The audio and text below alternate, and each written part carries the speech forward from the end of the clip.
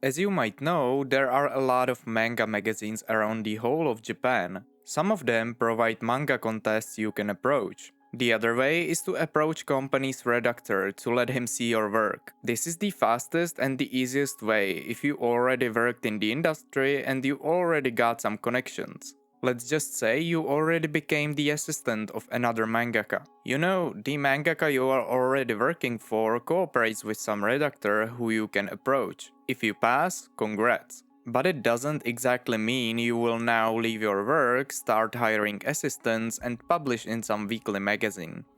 No. So for the start, you will publish your first one-shot. To make everything clear, one-shot manga is published whole at the same time. Basically like a regular book. The other way, to start at least somewhere, you can enter any magazine's manga contest. Let's say you win and get the position. The process is now the same. You will draw and publish your first one-shot, and if the response from readers is good, you succeeded and you are now the mangaka. But don't imagine it's so easy. If you already get into this position, you will have to squeeze every bit of your time and put it just into making manga. No free time, very little sleep, no holidays. Everything you will have to do, probably your whole life, is to just sit in the same room and draw manga. Your schedule will be unimaginable by Western standards. You will always have a lack of time before the deadline. But it's not that scary either. Apart from animators, you will be paid kinda solid.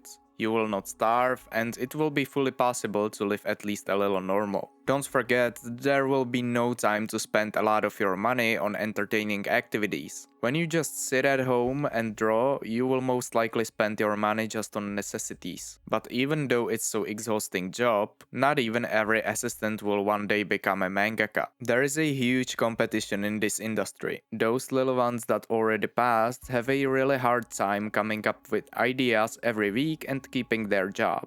And we will dive deeper into their schedule further in the video. Don't imagine it's possible to keep doing your job just on your own. So you got this far and you cooperate with the editor. And you will have to. His job is one of the most important. He is someone who would always look at your work, give you feedback, point out the details and odds, or give you suggestions. He also manages your work and threatens you to finish in time and hand him your work before the deadline. That's most likely his most important job, even though it might look ridiculous. You will be always really tired of him, but don't forget he has some responsibilities, and without this kick-up it would be very hard to finish in time. But he doesn't just chant on you to make it completed, he is also on your side. You two are in the same boat. If everything burns down and the worst comes, he is the one who negotiates with printers and finds you a little more time to finish even after the deadline. If you live somewhere in the West, you are maybe laughing and thinking like,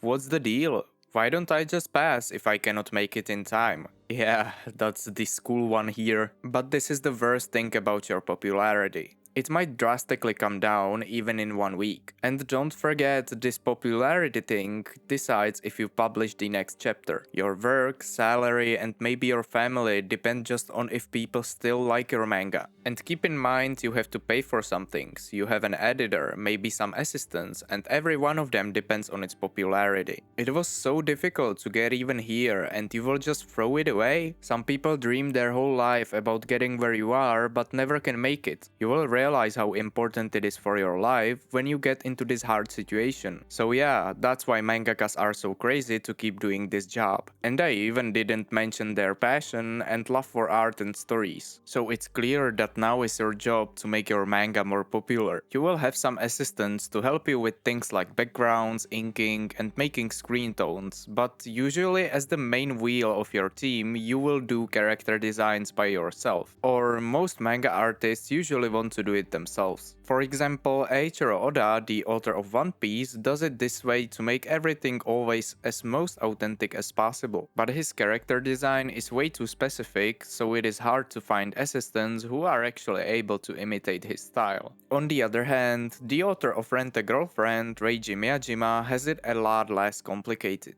His style is just the classic modern manga character style, and it's way less complicated to find assistants who will be able to do this job as well. well. You can easily see it on his schedule, which is one of the less brutal compared to other creators. And we will not break down how hard I hate his manga today. That's something totally different. But it doesn't mean you cannot team up also with someone to write your story. If you feel like it would be better to let this job to someone more capable and experienced in writing to make your story actually top tier, go ahead.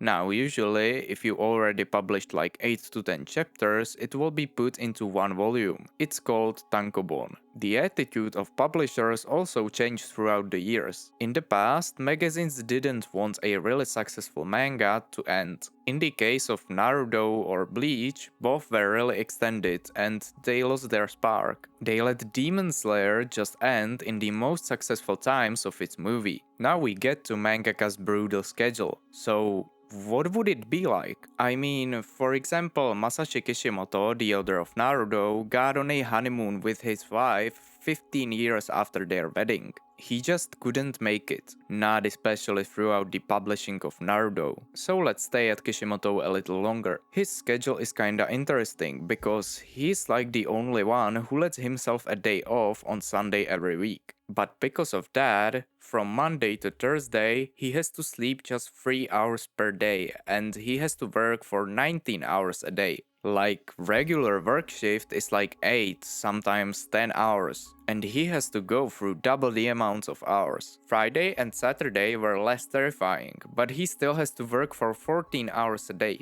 And this is the only way to produce one chapter of his manga every week, and then he gets to his free Sunday.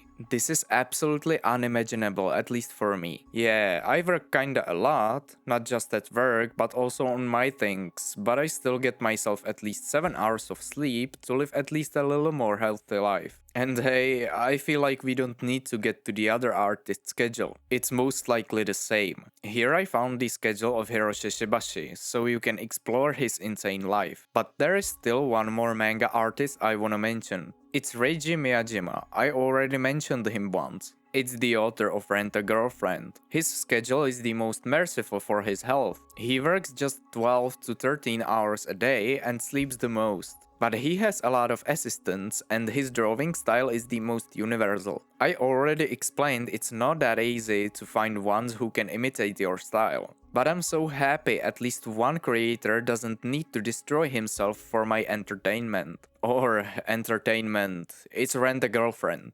And when you get to know all these things, you already appreciate their work for what you love as well a lot more. But there are still some positives. You at least make kinda nice money. And you maybe ask, what is their salary combined from? You know, there are volumes, anime and stuff. They would live pretty nice from all these things combined, no? And you can imagine it like this. According to an interview with mangaka Ryo Katagari, who made less popular shonen manga Chuganji Clan's Secret or Tutti, every new mangaka in the industry makes like 10,000 to 15,000 yen per page. I'm sorry, I really don't know these stories, but I'm gonna check up on them later. But this sounds kinda solid when we will say they draw 80 pages per month, and more popular and successful creators will make even more money. But now I have to get to these negative things as well. What about anime or theater plays, you may ask? That's even more popular across the world, so how much do they make? And you know, they get paid just once, and it's the license fee which is kinda low for the most popular anime series or movies. Just when I look at how much money some of these movies made, it kinda surprised me. Like, they are the original authors of these stories. Just look at some Western book adaptations. I know this is the most insane example because this book series is one of the largest brands in modern pop culture. But J.K. Rowling got around $2 million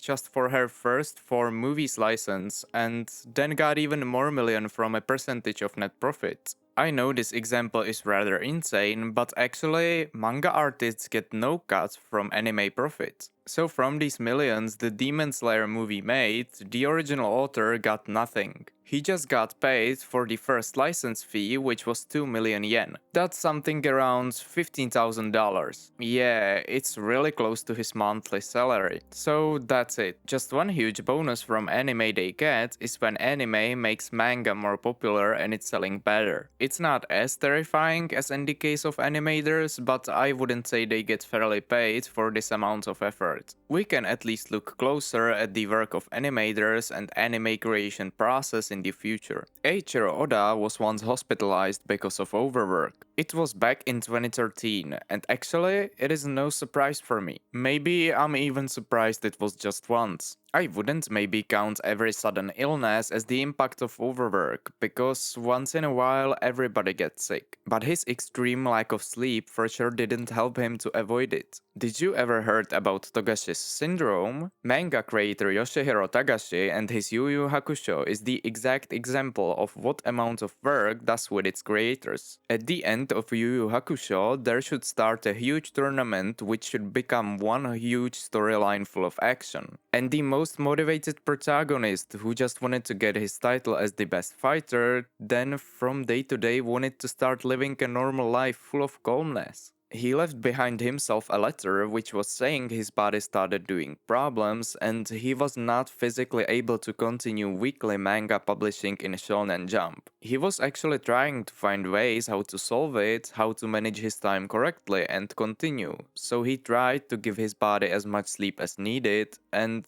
not surprisingly, it was impossible. He tried everything, and his last words in the letter were something like, "I'm sorry, I ended this manga because of my own selfishness." And I must say, it was so painful to read such lines. When I saw what these creators take on themselves just because of my entertainment in my free time, I was so sad. For everyone watching even at this moment, I wanna tell, please, if any manga suddenly gets delayed or the creator goes on hiatus, don't be mad and rude. Please, think about all these things. Do we really want our creators to die one day, just for minutes of our fun? But even then, I have to say I'm so happy for the manga community being much more tolerant than any other. I never saw any case of fans' rudeness because of delay or anything. Unlike video game players who could do unimaginable things because of delaying the game, manga readers are really supportive of its creators. Yeah, it's a little more different than corporates. Manga is still made mostly by one and only creator, and I want it to stay this way. Thank you.